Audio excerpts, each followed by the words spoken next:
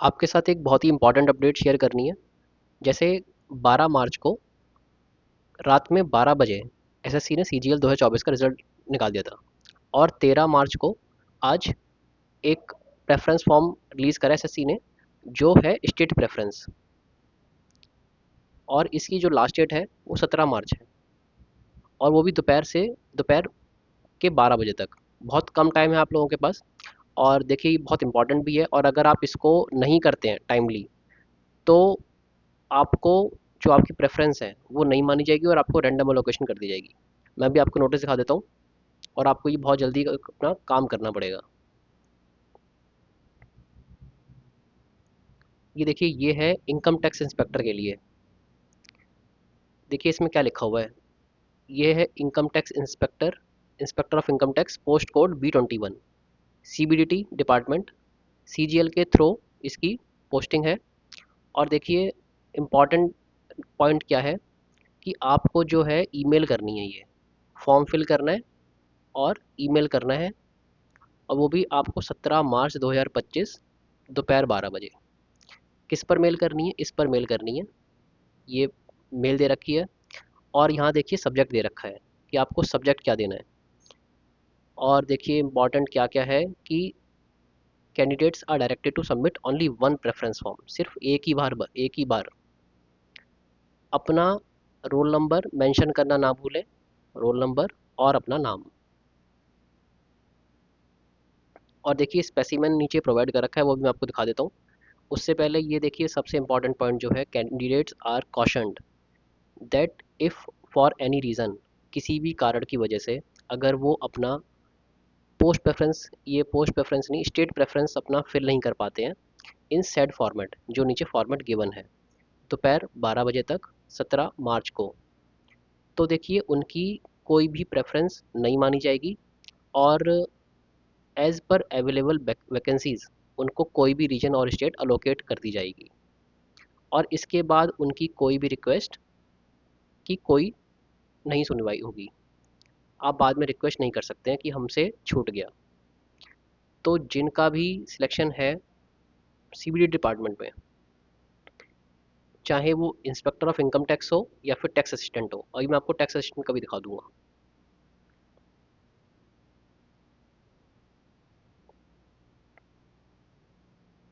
ये आपको form fill करना है, ठीक है, और ये आपको मेल कर देना है, सिर्फ मेल ही जाएगा बस। यहाँ पर आपको अपना नाम डालना है, roll number, rank, Aadhaar number, paste self attested recent passport size colour photograph, colour लगाना है और फोटोग्राफ अपना। आपको ये प्रेफरेंस डालनी है कि आपको कौन सी प्रेफरेंस पे चाहिए। Please indicate order of preference by putting numbers 1 to 18 against the region. जो अगर जैसे सपोज करिए आपकी प्रेफरेंस दिल्ली है तो दिल्ली के आके आपका 1 लगा होना चाहिए। No row should be left blank, कोई भी ब्लैंक नहीं छोड़नी है आपको। यहाँ पर डेट, यहाँ पर आपके सिग्नेचर, यहाँ पर लेफ्ट थंब, गलती से राइट थंब मत लगा देना। एड्रेस फॉर कम्युनिकेशन मतलब आपका जहाँ पर आप लेटर वगैरह लिखना चाहते हैं, और यहाँ पर अपना मोबाइल नंबर।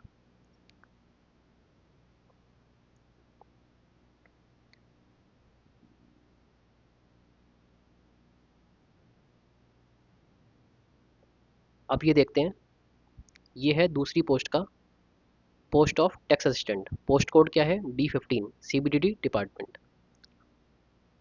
इसमें भी 18 रीजन्स हैं उसी की तरह। और देखिए preference form should be duly filled in all respects and may be urgently sent urgently via email only. सिर्फ ईमेल। किस पर भेजनी है? इस ईमेल पर, 12 बजे दोपहर के, 17 मार्च लास्ट डेट।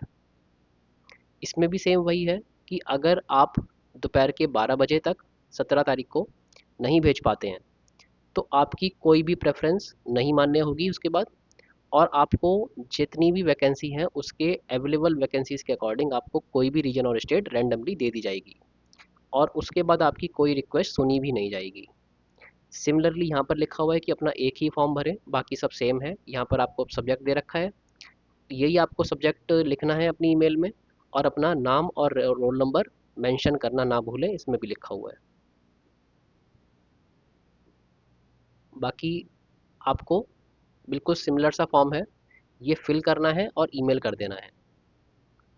ये कोई भी कॉलम खाली ना छोड़ें, date, signature, left thumb impression, mobile number, address, कुछ भी। और ये आपका जैसे है अपनी प्रेफरेंस, जो आपकी फर्स्ट प्रेफरेंस है उसको नंबर 1 देना है आपको। ये वाले भी जो कॉलम है, name of candidate, role number, rank, Aadhaar number और अपना पोस्ट, अपना ये फोटोग्राफ, इसको जरूर फिल करें, कुछ भी छूटना नहीं चाहिए आपका। तो ये देखिए, अगर आपका इन दोनों पोस्ट में से किसी में भी नाम आया है तो आप इनको टाइमली फिल कर लीजिए। 17 तारीख 17 मार्च दोपहर 12 बजे तक लास्ट डेट है। ये बहुत देखिए इम्पॉर्टेंट है, और लिखा हुआ है कि अर्जेंटली। और आप ज़्यादा डिले ना करें इस चीज़ को। आप कोशिश करिए कि 16 तारीख तक आपका ये काम हो जाना चाहिए, लास्ट डेट का वेट ना करें।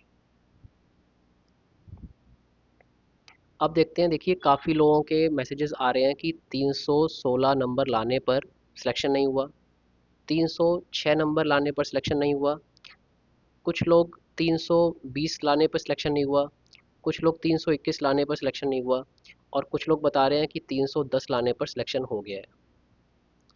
तो ये सब चल क्या रहा है, इसके पीछे रीज़न तो अभी तक क्लियर नहीं है, लेकिन सेम शिफ्ट, सेम कैटेगरी और 321 और 310, ये एक डिफरेंस बहुत बड़ा है। जब सब कुछ सेम है, सेम कैटेगरी, सेम शिफ्ट, ठीक है, सेम सब कुछ, तो फिर ऐसा डिफरेंस क्यों? अगर हम मान भी लें कि इस वाले स्टूडेंट के कुछ क्वेश्चन ऐसे थे जो बाद में गलत हो गए, तो कितने क्वेश्चन ऐसे गलत कर दिए गए जो बाद में उसको अम, उसके नंबर डिक्रीज कर दिए गए हैं। इतने क्वेश्चन तो गलत दिख भी नहीं रहे थे। तो क्या ये बच्चों के साथ अन्याय है, या फिर कुछ सही हुआ है? और अगर सही हुआ है तो उसके पीछे प्रूफ क्यों नहीं है? ये एक कैंडिडेट की लाइफ का सवाल होता है। कितने लोग कितने ज़्यादा परेशान हो जाते हैं। जिसको पता था कि मेरे 321 नंबर है, उसको उम्मीद होती है कि मैं 4600 ग्रेड पे की जॉब के आसपास हूँ। जहाँ उसको 4600 नहीं मिल रही है, अब उसको कुछ भी नहीं मिल रहा है। तो उस कैंडिडेट के, आप उस कैंडिडेट से पूछिए कि उसके ऊपर क्या बीत रही होगी इस टाइम। वो कैसे अपने आप को संभाले कि भाई 321 नंबर लाने के पर जहाँ उसने पूरी मेहनत कर ली। देखिए ये कोई मेहनत वो भी नहीं है कि एक साल में कोई मेहनत करी होगी। मोस्ट प्रोबेबली एक साल से ज़्यादा की मेहनत होगी, तब जाके इतने टफ कंपटीशन में 321 नंबर लाना इतना इजी नहीं है। 321 लाना, और उसके बाद भी कोई इतना 321 का स्कोर करे और फिर वो सोचे कि मुझे 4600 ग्रेड पे के चांसेस है, और उसके बाद पता लगता है उसको कोई जॉब ही नहीं मिली। मतलब नो वर्थ 321 के बाद भी।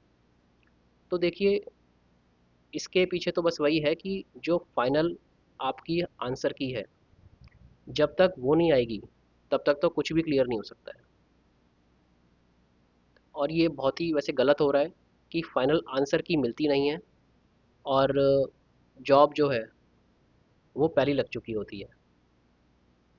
एटलीस्ट क्लियर तो हो स्टूडेंट्स को कि क्यों नहीं हुआ। बाकी देखिए, एज अ स्टूडेंट एक ही यहाँ पॉसिबिलिटी है कि आप अपनी मेहनत करते रहें, और इसके पीछे देखिए अभी जो क्लैरिटी होगी वो कुछ दिनों में शायद एसएससी की तरफ से मिल जाए कि ऐसा ऐसा क्यों हुआ है। बाकी अपनी जो प्रिपरेशन है उसको कंटिन्यू रखें, ठीक है। ऐसे अभी हार मान के बैठना नहीं है, बिकॉज एज अ स्टूडेंट हमारे पास और कुछ ऑप्शन नहीं है कि हम सब कुछ छोड़ के बैठ जाएं। तो इसलिए अपनी प्रिपरेशन को कंटिन्यू रखें और वेट करें कि फाइनल आंसर की आ जाए, और क्या क्लैरिफाई होता है, ऐसा क्यों हो रहा है, देखते हैं क्या होता है। तो आज के लिए बस इतना ही। Thank you. और अगर आपको कंटेंट अच्छा लगा हो तो प्लीज़ चैनल को सब्सक्राइब कर लेना। आपको एसएससी से रिलेटेड हमेशा यूज़फुल कंटेंट ही प्रोवाइड करवाया जाएगा। Thank you.